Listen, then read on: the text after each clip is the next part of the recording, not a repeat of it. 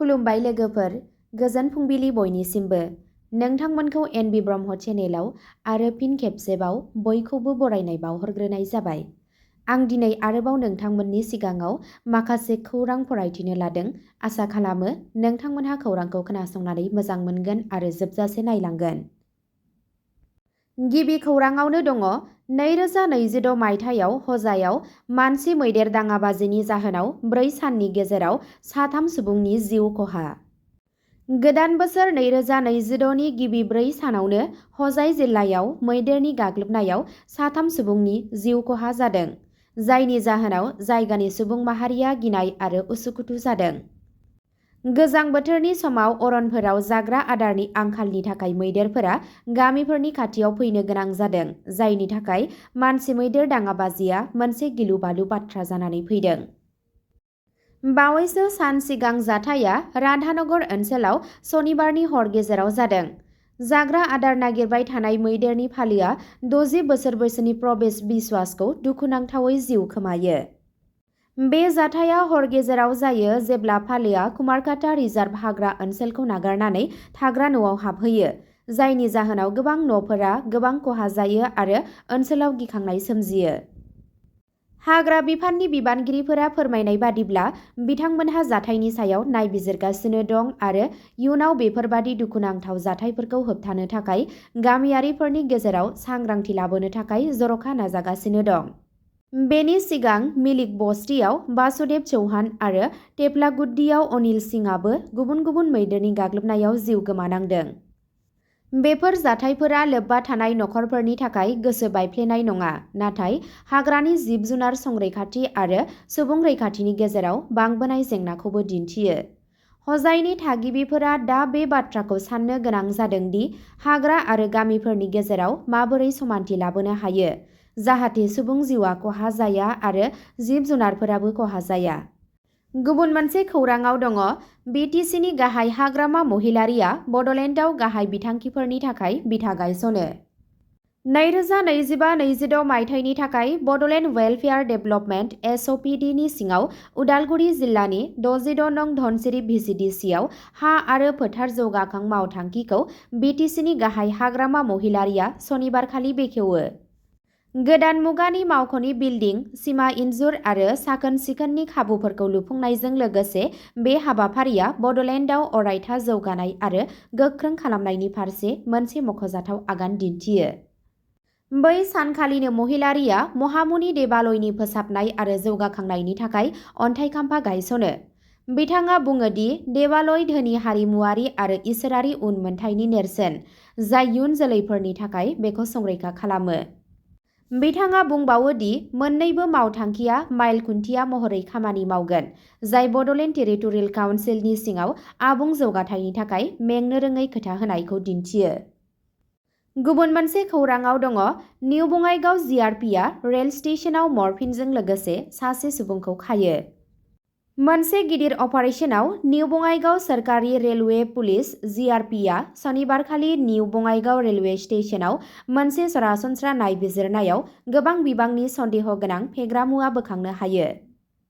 पुलिसनि सुलुंनिफ्राय मिथिनो मोननाय बादिब्ला एसआइ इउ बि सन्जीब चौधुरीनि दैदेननायाव जिआरपि हानजाया फुंनि 11:35 रिंगासो समाव प्लेटफर्म नं 1 ए आव सासे सन्देह गोनां सुबुंखौ हमदों।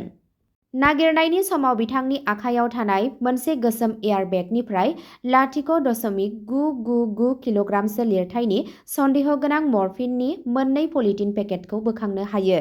दायनिगिरिनिफ्राय गंसे मबाइल फनबो जब्द खालामनाय जादों।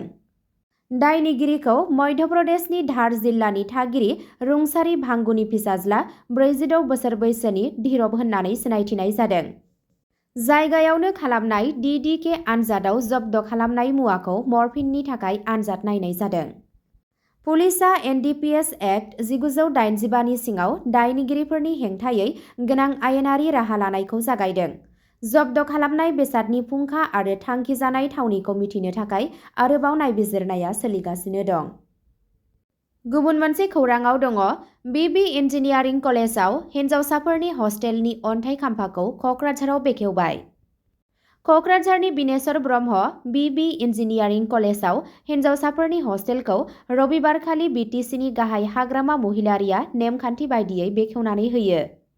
8.2 कौटि रां खरसा खालामनानै बानायनाय हिन्जावसाफोरनि हस्टेला 100 बिसना गोनां 3 थालानि आरसीसी बिल्डिं जागोन। बे लुफुंनायखौ रांखान्थियारि बोसोर 2025-2026 नि थाखाय एनइसि फान्डनि सिङाव राङारि मदद होनाय जागोन। अन्थाइ खाम्फा गायखांनायनि उनाव हाग्रामा महिलारिया खौरां बिजोंजों रायज्लायनानै बुङो दि बिधानसभा बिसायख'थिया बिहुनि सिगां एप्रिल दानाव जानो हागौ। बिथाङा बुङो दि एनडिएनि हेफाजाबगिरिफोरनि गेजेराव मासि रानलायनायनि सोमोन्दै जेबो सावरायनाय एबा थिरांथा लानाय जायाखै। बिथाङा बुङो दि बे बाराव बिपिएफआ बिधानसभा बिसायख'थियाव बांसिन मासि बिगोन। जों खम मासि दाबि खालामनो नाङा। उनाव गोरोबलायनाय जानो हागौ, नाथाय जों खम बिनानै जागायनो नाङा होनना बिथाङा बुङो। गुबुन मोनसे खौराङाव दङ, मिरु मन्त्रि सर्बानन्द सन'वालनि कनभयआ मोनसे जाब्रबथायाव गोग्लैदों, 6 जोखोम। डिब्रुगड़नि चाबुआ पुलिस थानानि सिङाव थानाय हाथियालिनि खाथियाव रबिबारनि सानजौफु समाव बारग' गिबि मन्थ्रि आरो मिरु मन्त्रि सर्बानन्द सन'वालनि गारिया गंसे सिभिलियान गारि क्रेटाजों सौग्रावनायनि जाहोनाव 4 पुलिसजों लोगोसे 6 सुबुंफोरा जोखोम जायो। खौरां मोन्नाय बादिब्ला बे जाथाया चाबुआनि हाथियाली बाइपासआव जायो जेब्ला कपिलआ डिब्रुगड़निफ्राय सन'वालनि जोनोम गामि बिन्नाखातासिम थांगासिनो दंमोन। जोखोम जानाय सुबुंफोरखौ थाबैनो कपिले एम्बुलेन्सआव एएमसीएचआव लांनाय जायो। पुलिसजों लोगोसे गासैबो खैफोदनिफ्राय गोजानाव दं आरो एएमसीएचआव फाहामथाय लागासिनो दं होनना डिब्रुगड़नि एसपि गुरब अभिजित दिलीपआ बुङो। गुबुन मोनसे खौराङाव दङ, गिबि मन्थ्रि हिमन्त बिश्व शर्मा बिथाङा 1534 साबसिन फरायसाफोरखौ साबायखर बावहरो। गिबि मन्थ्रि हिमन्त बिश्व शर्मा बिथाङा रबिबाराव कामरुप जिल्लानि चांसारियाव खुंफुंजानाय मोनसे हाबाफारियाव 2025 मायथाइनि एसएसएलसि आरो जौसिन गेजेर आनजादाव साबसिन दिन्थिफुंनायनि थाखाय बेजेरा आरो सुवालकुसिनि 1534 मेलेमगोनां फरायसाफोरखौ मान बावो।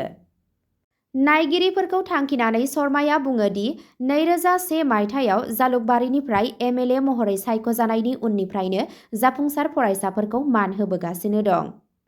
बिथाङा गोसोखांनानै बुङो दि 2022 मायथाइयाव गासै सा 288 फरायसाफोरखौल' मान होनाय जादोंमोन, नाथाय थांनाय बोसोरफोराव बे अनजिमाया गोबां बांदों, जाय सोलोंथायारि फिथायखौ जौगाहोदों। समाजनि गोख्रैयै सोलायनाय आखुनि सायाव नोजोर होनानै गिबि मन्थ्रिया बुङो दि दिनैनि फरायसाफोरा बिरोंदामिन, सावस्रि जोथोन आरो सानफ्रोमबोनि जिउ खुंनायाव सोलायनायखौ मोनदांगोन। बिथाङा बुंबावो दि देहा बिगियाननि जौगानाया जिउनि आसाखौ बांहोदों आरो फरायसाफोरा अरायसम सोलायनायजों गोरोबनो थाखाय गावखौ साखाफारा खालामनांगोन।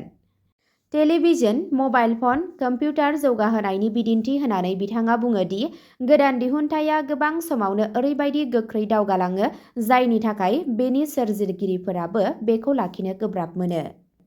शर्माया बुङो दि आर्टिफिशियेल इन्टेलिजेन्स आरो मेसिन लार्निंआ सोलोंथाय आरो इन्जिनियारिंनिफ्राय लानानै मेडिसिनसिम मोनफ्रोमबो बिथिङावनो सोलायगासिनो दं। बिथाङा बुंबावो दि गुवाहाटी मेडिकेल कलेजाव रब'टिक सार्जारि खालामखांबाय आरो गोजाननि सार्जारि खालामनाया थाबैनो गोरलै जानो हागौ। बिथाङा बेखौबो बुङो दि फैगौ बोसोरफोराव अगमेन्टेड आरो भार्चुएल रियेलिटि बायदि टेक्न'लजिफोरा सोलोंनाय आरो सुबुं सोमोन्दोखौ गोदान महर होगोन। फरायसाफोरखौ फरा बिजाबनिफ्राय गोजानाव थांनो थाखाय खावलायनानै गिबि मन्थ्रिया इयुननि दारिमिनफोरनि गोनांथिजों लोगोसे सोलोंथायखौ गोरोबहोनायनि गोनांथिनि सायाव बोलो होयो। बिथाङा बुङो दि हादोरसा सोरखारा आइटिआइनि फराफारिफोरखौ जौगाफुनाय बिरोंदामिनफोरखौ सोफादेरनो थाखाय आपडेट खालामदों आरो जिएमसीएचआव एडभान्स प्रटन थेरापि मेसिन फज'नाय आरो गोदान गोहो दोनथुमनायाव गोदान दिहुनथाय बायदि हाबाफारिफोरखौबो नोजोर होदों। जोबथा खौराङाव दङ, काजिरङा नेशनेल पार्कआव बैसोगोरा मोसा गोथै सह'खौ मोननो हादों। हाग्रा पेट्रलिंआ बागुरि रेन्जनि साखाथियाव मासे बैसोगोरा मोसानि गोथै सह'खौ नागिरना मोनो। पस्टमर्टेम आनजादनि उनाव मावख'आरिफोरा सन्देह खालामो दि थैनाया ओनसोलारि दाङाबाजियाव जखम जानायनि जाहोनाव जादों। भारतनि मख'जाथाव हाग्रानि जिब-जुनार रिजार्भफोरनि गेजेराव मोनसे काजिरङा नेशनेल पार्कआ बागरि हाग्रा रेन्जआव मासे बैसोगोरा मादा मोसानि गोथै सह मोननायनि उनाव आरोबाव मोनसे गिख्रंथाव जाथाय जायो। मावख'गिरिफोरा रबिबाराव रोखा खालामो दि हाग्रा मावफारियाफोरनि सरासनस्रा पेट्रलिंनि समाव सोनाब बिमलि हाग्रा केम्पनि साखाथियाव थैनाय मोसाखौ मोन्नाय जादों।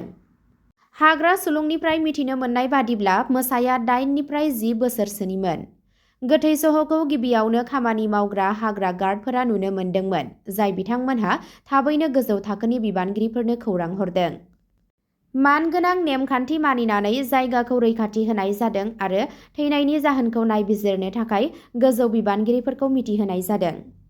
National tiger conservation authority (NTCA) कमिटिआ post-mortem आनजाद नायदों। गिबि मोनदांथिनिफ्राय मिथिनो मोनो दि मोसाया गोब्राब इसिङारि आरो बायजोनि जखम जानायनि थाखाय थैदों। भेटेरिनारि एक्सपार्टफोरा फोथायो दि गुबुन मासे मोसाजों ओनसोलारि दावहानि समाव जोखोम जादों जानो हागौ। हाग्रा बिफाननि बिबानगिरिफोरा रोखा खालामना होयो दि मैहुर खालामनायनि जेबो नेरसोन गैया, जेरै हाथियार एबा फान्दायनायनिफ्राय जखम जानाय। नाथाय गुबुन जाथावनाफोरखौ नेवसिनो थाखाय सेम्पोल बुथुमनाय जादों आरो फरेनसिक बिजिरनायनि थाखाय दैथायहरनाय जादों। जोबथा फरेनसिक रिपर्ट फैजासिम गुवारै नायबिजिरनाया सोलिबाय थागोन होननानै NTCA कमिटिआ खोथा होदों।